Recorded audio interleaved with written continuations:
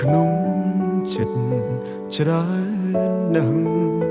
ចង់និយាយចេញខ្លាំងឲ្យបានធូរតែទឹកភ្នែកចេញតែស្រង់ហូរគិតយូរម្នាក់ឯងឡើយចង់ឈួតហើយគ្មានអ្នកខ្វល់ពីសុខទុក្ខរបស់ខ្ញុំទេ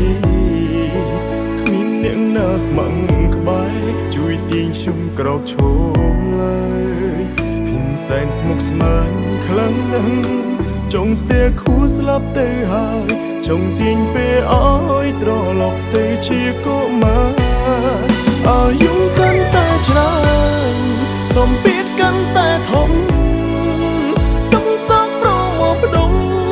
បង្កើតជាបញ្ហាជំងឺបាំងទឹកចិត្តតើគូជាបាបែបណាហូរទឹកនេត្រាហត់នឿយខ្លាំងដល់ហើយអាយុកាន់តែច្រើនសំពាធក៏កាន់ទ្វេបញ្ហាចូលហើយតែរួចតែជួបទុំឥតស្បើយគ្មានអ្នកចាំលើកទឹកចិត្តក្រៅពីខ្លួនឯងឡើយជីវិតអើយងងឹតឈឹងគ្មានគោលដៅ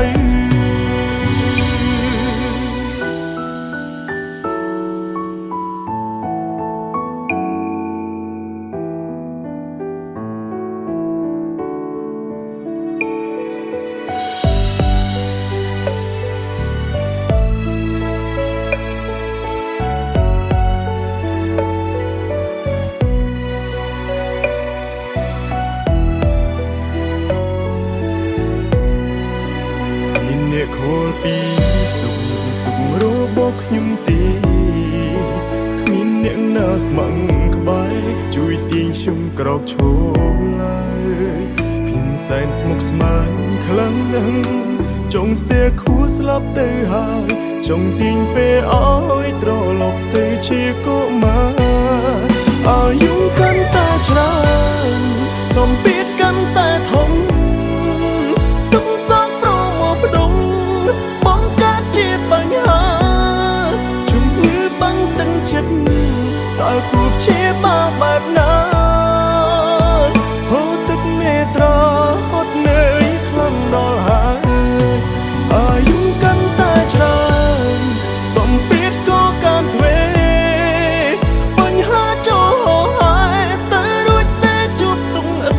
ស្បើយគ្មានអ្នកចាំលើកទឹកចិត្តក្រៅពីខ្លួនឯងឡើយជីវិតអើយងងឹតឈឹងគ្មានគោលដៅគ្មានអ្នកចាំលើកទឹកចិត្តក្រៅពីខ្លួនឯងឡើយជីវិតអើ